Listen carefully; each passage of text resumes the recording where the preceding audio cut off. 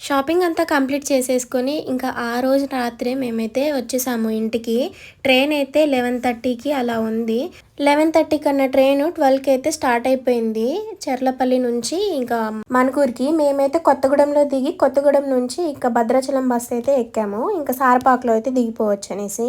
ఇంకా ఇంటికి వచ్చిన తర్వాత నాకు నిద్ర లేని దానికి అసలు ఒక్కరోజు ఒక గంట నిద్ర తక్కువైతేనే నేను అసలు ఉండలేదు. 2 రోజులు వెంటనే మళ్ళీ నిద్ర లేని దానికి ఇంకా నా బుర్ర అయితే అదురుతుంది అసలు.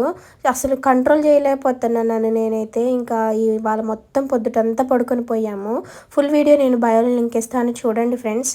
ఎప్పుడు ఈ ఊరు వదిలిపెట్టి ఎక్కడికి పోందాన్ని ఒకేసారి అంత లాంగ్ జర్నీ చేసి మళ్ళీ షాపింగ్ కంప్లీట్ చేసుకొని చార్మినార్కి వెళ్ళి మెట్రో ఇవన్నీ చూసుకునేసరికి బాగా అలసిపోయాను. అందులో ఒకటి నేను ఇక్కడ నుంచి బయలుదేరినప్పుడే నాకు హెల్త్ అయితే బాగాలేదు. అసలు వద్దు ఇప్పుడు ఎందుకులే తర్వాత తీసుకుందాం అని అన్నారులే కానీ ఇంకా ఇవి ఫెస్టివల్ సీజన్ కదా, సో ఇప్పుడు తెచ్చుకుంటేనే చక్కగా దసరాకి వీటికి వాటికి ఇంకా అమ్ముడు పోతాయి.